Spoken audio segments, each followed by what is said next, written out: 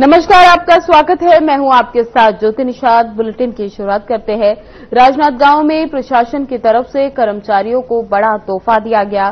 दिवाली की खुशियां दुगनी करने के लिए नगर निगम ने सभी कर्मचारियों को 1 माह का वेतन एडवांस में जारी कर दिया।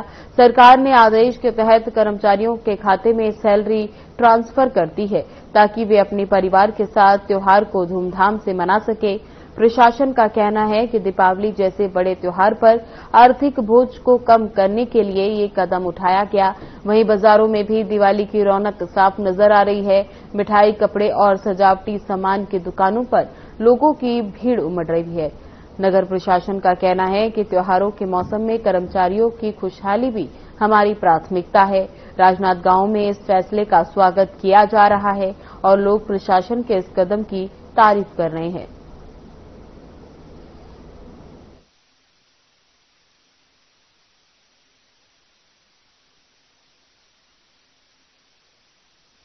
आपको बता दें, राजनांदगांव में दिवाली की खुशियों को अलग तरीके से मनाया गया। नगर निगम के कर्मचारियों को 1 माह का वेतन एडवांस में दिया गया।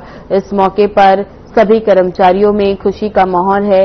ये फैसला दिवाली त्योहार को देखते हुए लिया गया और साथ ही कर्मचारियों का ख्याल भी रखते हुए प्रशासन ने दिवाली का पहले ही कर्मचारियों को तोहफा दे दिया है। इसमें कर्मचारियों को 1 माह का वेतन एडवांस में दिया गया है।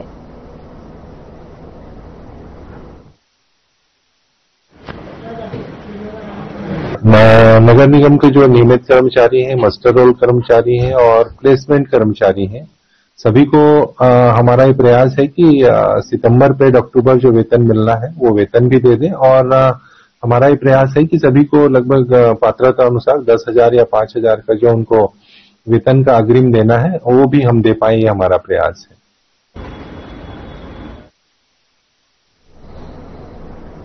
राजनांदगांव में दीपावली से पहले शहर की सुरक्षा व्यवस्था को लेकर पुलिस प्रशासन अलर्ट मोड पर है। बता दें कि इस दौरान पुलिस अधीक्षक मोहित गर्ग के नेतृत्व में शहर में भारी पुलिस बल के साथ फ्लैग मार्च निकाला गया, जहां पुलिस ने भीड़भाड़ वाले बाजार, चौक चौराहे और मुख्य मार्गों पर पैदल मार्च कर जनता को सुरक्षा का भरोसा दिलाया और अब अपराधियों, उठाई गिरोह और साइबर ठगों पर पुलिस की पैनी नजर रखी जा रही है। इसके लिए सादी वर्दी में पुलिस और साइबर टीम तैनात की गई है। बता दें कि इस दौरान 4 पहिया वाहन पर प्रतिबंध और 2 पहिया वाहन सड़क पर खड़ा करने पर सीधी चालानी कार्रवाई की जाएगी।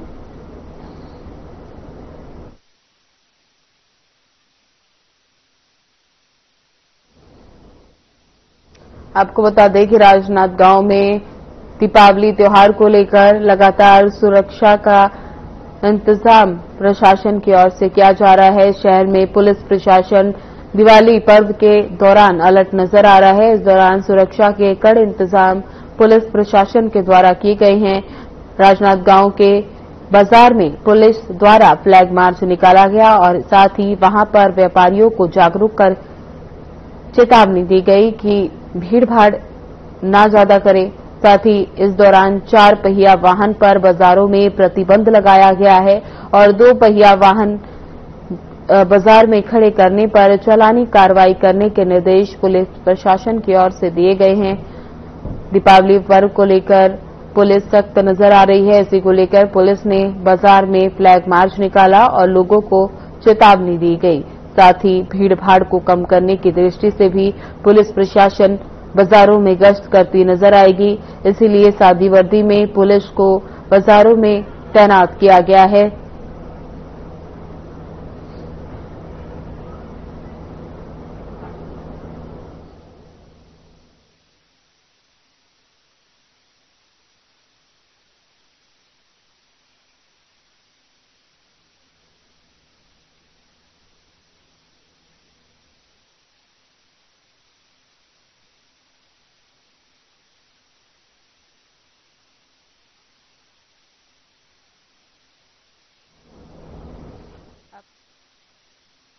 दीपावली पर्व को लेकर शहर में पुलिस प्रशासन अलर्ट नजर आ रहा है। इसके दौरान सुरक्षा के कड़े इंतजाम किए गए हैं। साथ ही पुलिस प्रशासन द्वारा राजनांदगांव के मुख्य बाजार में पुलिस द्वारा फ्लैग मार्च निकाला गया। इस दौरान लोगों को और व्यापारियों को सख्त हिदायतें दी गई। साथ ही पुलिस प्रशासन ने कहा कि पर्व को देखते हुए कड़े इंतजाम पुलिस द्वारा किए जा रहे हैं ताकि जनता को कोई असुविधा न हो। लगातार पुलिस द्वारा यह अभियान दीपावली पर्व को लेकर चलाया जा रहा है। साथ ही इस दौरान 4 पहिया वाहन को प्रतिबंध किया गया है ताकि जाम की स्थिति पैदा न हो और साथ ही 2 पहिया वाहन भी सड़क पर पार्क किए गए पाए गए तो उन पर चालानी कार्रवाई की जाएगी। इसीलिए पुलिस बल की तैनाती सादी वर्दी में मुख्य बाजारों में की गई है ताकि सुरक्षा की दृष्टि से व्यवस्था बनी रहे।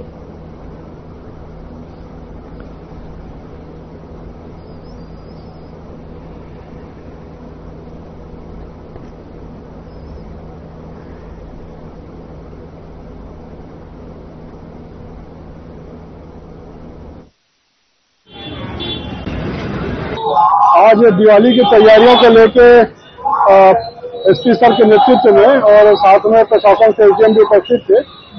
पूरे शहर में फ्लैग मार्च निकाला गया है। इसका उद्देश्य एक तो यातायात व्यवस्था को चेक करना, इसके अलावा जो अपराधियों के मन में भय व्याप्त हो और आम जनता का पुलिस के प्रति विश्वास बना रहे, इसको देख के पूरे शहर में फ्लैग मार्च निकाला गया है। यातायात व्यवस्था को उसमें हिदायत दी गई है लोगों को कि नियमों का पालन करें और जो निर्धारित सीमा बनाई गई है उसमें ही दुकानदार अपना सामान निकाले। साथ ही अभी दीपावली को लेकर पूरे शहर में जो है लगातार पेट्रोलिंग की जा रही है। शहर के आउटर में 4 व्हीलर पेट्रोलिंग, 2 व्हीलर पेट्रोलिंग, साथ ही उठाईगिरी की घटनाएं इस समय बढ़ जाती है। उसको देखते हुए सिविल में भी साइबर सेल की टीम लगाई गई है। ये लगातार पेट्रोलिंग अभी दिवाली के बाद तक चालू रहेगी। आपको बता दें कि राजनांदगांव में पुलिस प्रशासन दिवाली को लेकर सख्त नजर आ रही है। त्योहारों का सीजन शुरू हो गया है, इसी को लेकर शहर में पुलिस प्रशासन अलर्ट हो गई है। सुरक्षा के इंतजाम भी पुलिस के द्वारा पुख्ता किए जा रहे हैं। साथ ही इसी को लेकर शहर में पुलिस द्वारा फ्लैग मार्च निकाला गया। इस दौरान सभी पुलिस बल द्वारा मुख्य बाजार में फ्लैग मार्च निकालते हुए जनता और व्यापारी को सतर्क रहने की अपील की गई। बता दें कि दीपावली को लेकर लगातार बाजारों में भीड़ देखने को मिल रही है।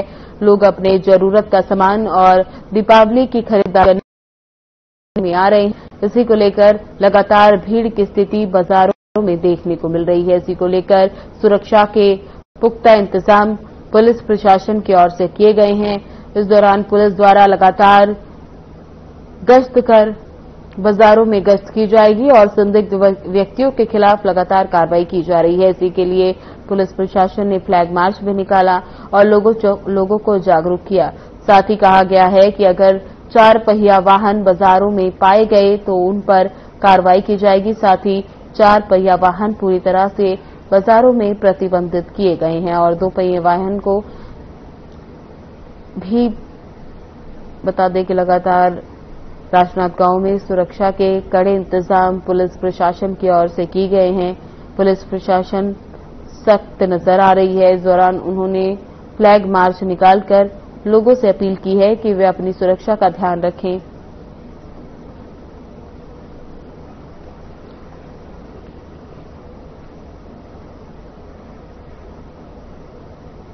कानकेर के भानु प्रतापपुर में सर्व पिछड़ा वर्ग समाज का 13वां स्थापना दिवस का आयोजन किया गया, जिसमें प्रदेश के CM Vishnudeo Sai, deputy CM Arun Sai, विधायक आशाराम नेताम, सावित्री मनोज मंडावी, विक्रम उड़ेसी सहित सांसद भोजराज नाग विशेष अतिथि के रूप में शामिल हुए।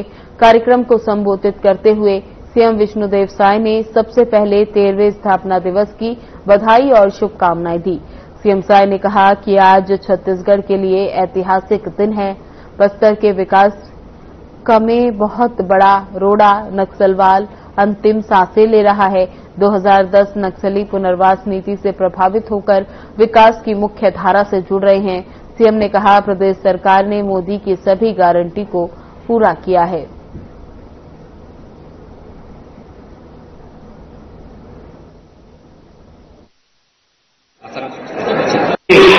आप सब लोगों को मालूम है कि छत्तीसगढ़ के विकास में और विशेषकर बस्तर क्षेत्र के विकास में एक बहुत बड़ा रोड़ा जो नक्सलवाद का है, उसकी अब समापन नजदीक है। नक्सलवाद समाप्ति की ओर है। नक्सलवाद की कमर टूट गई है और अंतिम सांसें ले रहा है। आज 210 ऐसे हमारे बीच के भाई बहन जो भटक गए थे, जो विकास की मुख्यधारा से अलग हो गए थे, हम लोगों की रीति नीति से, हम लोगों का जो पुनर्वास का नीति है आत्मसमर्पण करने वालों के लिए, उससे प्रभावित होके आज वो लोग विकास की मुख्य धारा से जुड़े।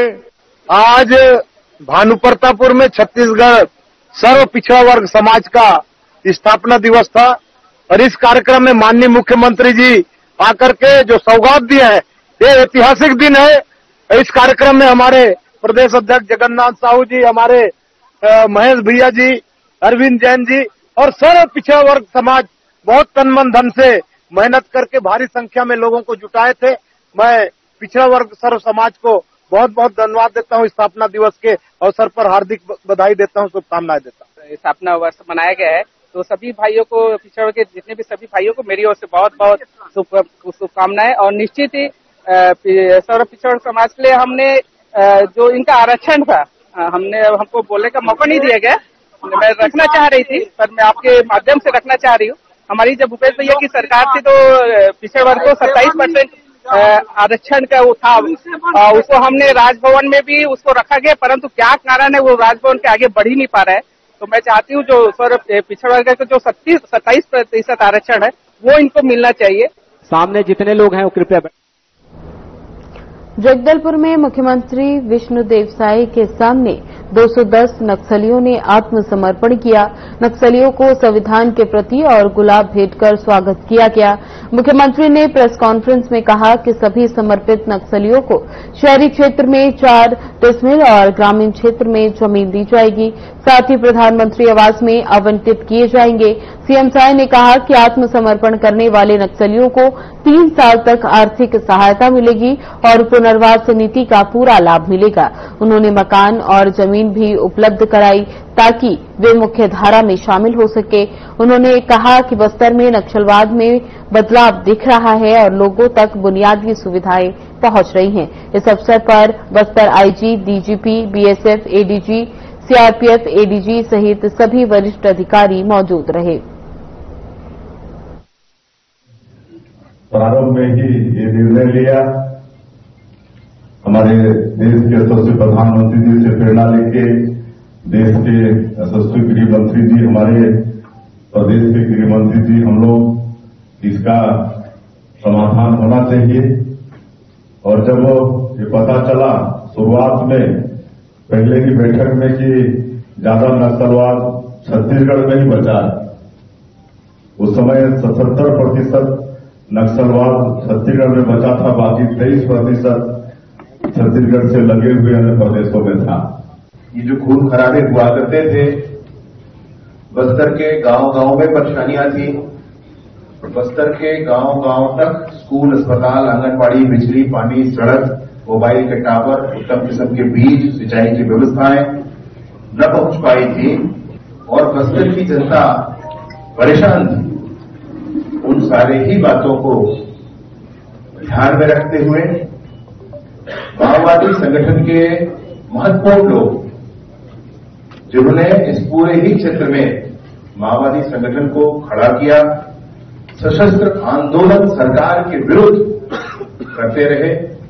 परंतु बहुत सुखद दिन है आज, बहुत बड़ा दिन है आज, बहुत ही महत्वपूर्ण दिन है आज कि आज बस्तर लाल आतंक की से मुक्ति की दिशा में बहुत बड़ा एक कदम बढ़ा चुका है। जगदलपुर में 200 से ज्यादा नक्सलियों ने पुलिस के सामने आत्मसमर्पण किया।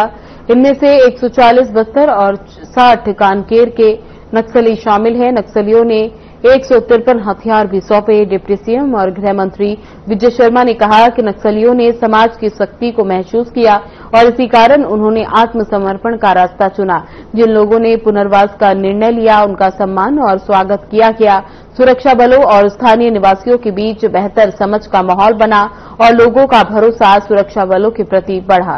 पीसीसी चीफ दीपक बैज ने बताया कि बस्तर में बंद सैकड़ों स्कूल फिर से चालू किए गए, वनोपजों की खरीद व्यवस्था और रोजगार के साधन बनाए गए। उन्होंने कहा कि 2021 में केंद्रीय गृह मंत्रालय ने बस्तर से नक्सलवाद 65% कम होने की पुष्टि की। सरकार ने फिर से समर्पण इवेंट किया है।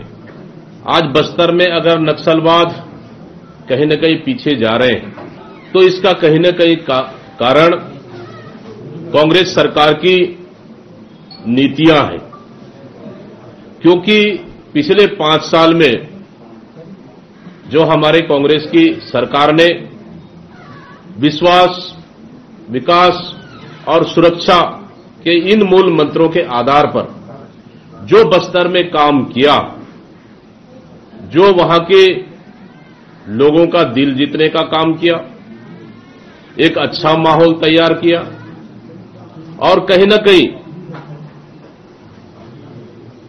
जो दूरस्थ अंचलों में जहां राशन नहीं पहुंचती थी वहां पे पीडीएस खोले, पीडीएस दुकान चालू किए, राशन कार्ड बनवाए, आधार कार्ड बनवाए और साथ ही सड़क बनवाए, बिजली पहुंचाने का काम किए। जो पूरे क्षेत्र में पिछले 15 साल की सरकार ने 3000 स्कूल बंद किए, उन स्कूलों को चालू करने का काम किए, स्वास्थ्य की सुविधाएं पहुंचाए और साथ ही कि हमारी सरकार में सुरक्षा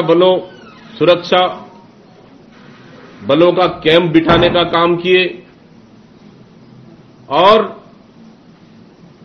2023 तक पूरे बस्तर क्षेत्र में सिर्फ 40 किलोमीटर के दायरे में नक्सलवाद सिमट चुके थे। आतागढ़ विधानसभा क्षेत्र से विधायक विक्रम उड़ेसी ने अपना जन्मदिन आतागढ़ रेस्ट हाउस में समर्थकों के साथ धूमधाम से मनाया।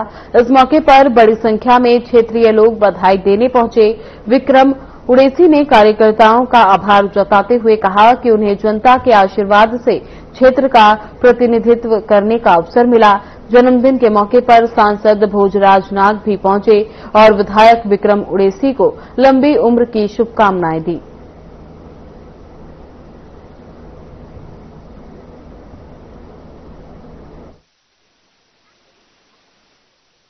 इस क्षेत्र अंतर्गढ़ विधानसभा क्षेत्र के विधायक विक्रम उसेंडी जी का जन्मदिन है, जिसमें तमाम तरीके से पूरे विधानसभा से लोग यहाँ उनको शुभकामनाएं देने पहुंचे हुए थे। हमारे साथ बात करने के लिए विधायक जी हैं। आज आपका जन्मदिन है, दूर दराज से लोग पूरे विधानसभा से आपको जन्मदिन की बधाई देने आए हैं, क्या कहेंगे? तो देखिए, ये कार्यकर्ताओं का उत्साह और सभी की मंशा थी कि अंतागढ़ में जन्मदिन मनाए, इस नाते में उपस्थित हुआ हूँ और सब कार्यकर्ता आकर के एक बधाई स्वरूप उनका आशीर्वाद मिल रहा है।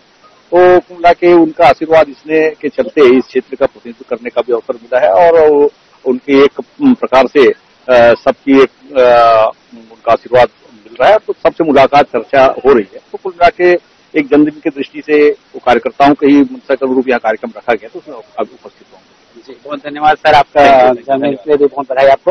हमारे साथ विधायक सांसद जी हैं, शुभकामनाएं देने आए थे, आप क्या कहेंगे? आज हमारे इस क्षेत्र के लोकप्रिय नेता और पूर्व प्रदेश अध्यक्ष, पूर्व मंत्री, पूर्व सांसद और वर्तमान में अंतागढ़ के विधायक आदरणीय श्री विक्रम देव उसेंडी जी का जन्मदिन है और उसेंडी जी को मैं बहुत बहुत शुभकामनाएं देता हूं, बधाई देता हूं और वो दीर्घायु हो, शतायु हो, उनको बहुत बहुत शुभकामनाएं। बहुत धन्यवाद सर। तो ये सांसद थे जिन्होंने भी विक्रम उसेंडी जो कि लोकप्रिय विधायक हैं, साथ ही पूर्व में मंत्री भी रह चुके हैं, उनके दीर्घायु की कामना करते हुए यहाँ जन्मदिन की शुभकामनाएं दी है। कैमरामैन शुभम के साथ अनिल नेताम, हर खबर छत्तीसगढ़।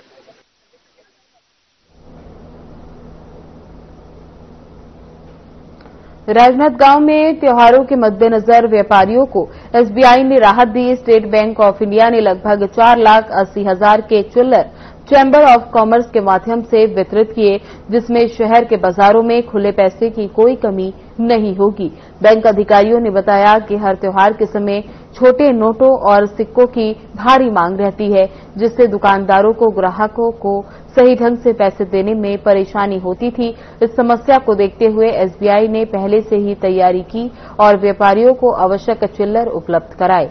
चैम्बर ऑफ कॉमर्स के व्यापारी और बैंक अधिकारियों ने कहा कि इस पहल से त्योहारों की रौनक बनी रहेगी और खरीदारी में कोई रुकावट नहीं आएगी।